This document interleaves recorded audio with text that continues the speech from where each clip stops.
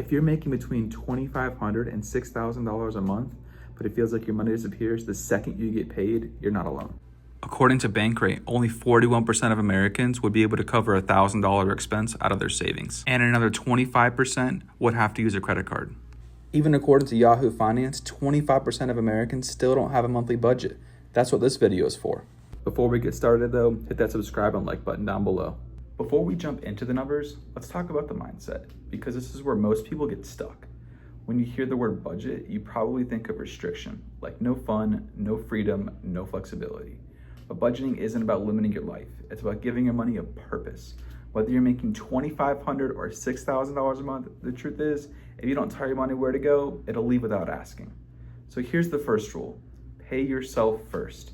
That means saving something, even if it's just $10, before you spend anything else. Second, focus on needs versus wants.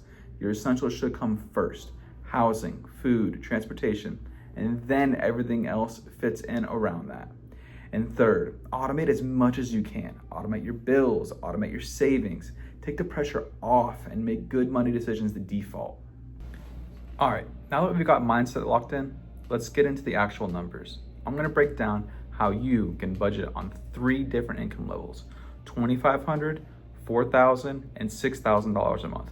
As you'll see, the strategy stays the same, but the flexibility grows as your income grows. So let's start with the most common challenge: budgeting on $2,500 a month. And for this budget, we're gonna use the 60-20-20 rule. Let's go into our budget now. $1,250 for each paycheck for a total of $2,500.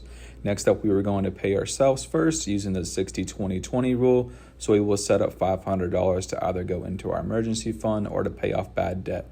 Next up will be our needs category, and that's going to be 60% of our income. So $1,500 would go here.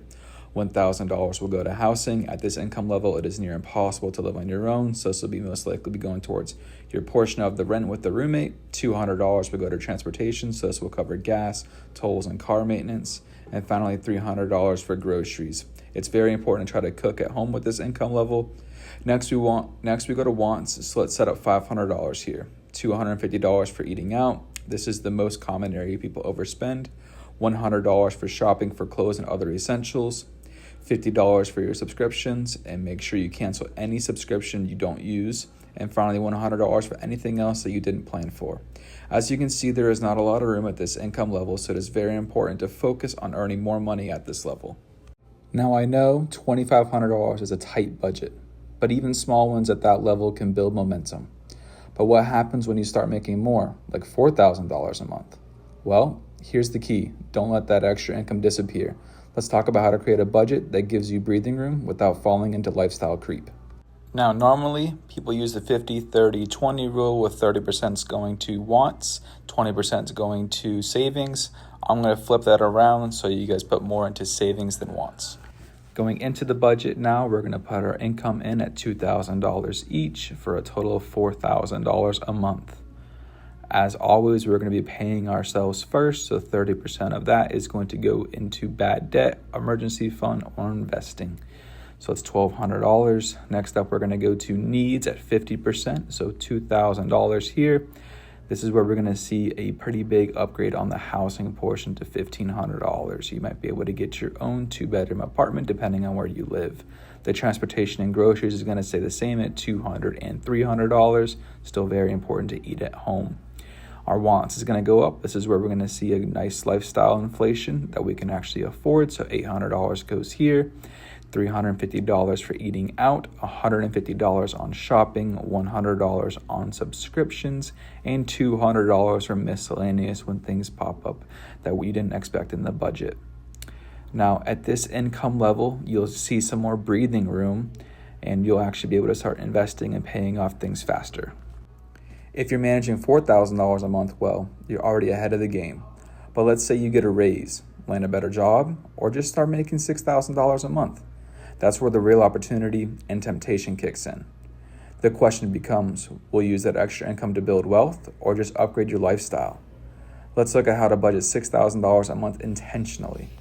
All right, let's get started. So $3,000 for each paycheck for a total of $6,000 a month. As always, we're going to be paying ourselves first 30%, so $1,800 is going to be going to either bad debt, an emergency fund, or investments. Next up, our needs category is going to be getting upgraded to $3,000 now, of which $2,000 is going to be going to housing, and you can get a nice 2-bedroom apartment in most places in America. Transportation is going to be going up to $500. You can get a cheaper car insurance, and gas under that. Groceries going to $500. You can eat a little bit healthier now.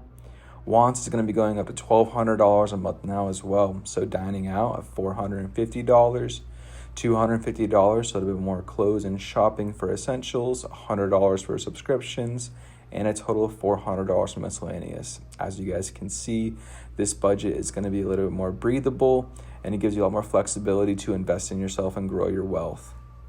Here's the truth. It doesn't matter if you're starting with $2,500 or $6,000 a month. What matters is what you do with it. Most people think they need to earn more money to get ahead, but in reality, the first step to financial peace isn't more money, it's more intention. If you've ever thought, I'll save when I make more, that moment starts now. Even $10 set aside this week is a win. You don't need a perfect budget. You need a system that's simple, repeatable, and built for your life. So here's your action plan. Track every dollar for the next 30 days. No guilt, just awareness. Choose one habit to build. Maybe it's saving first, or meal prepping, or checking your bank every Sunday. Celebrate your progress, not perfection. Because the real flex isn't looking rich, it's being in control, and you're way closer than you think. If this video helped you, do me a favor, hit that like button so YouTube knows it's worth showing to more people who need it. And if you're serious about getting your money right, subscribe. I've got new videos coming every week to help you budget better, save more, and build real financial freedom. Drop a comment with your monthly income, and I'll break down a custom budget for you in a future video. You're not alone in this. Let's build together.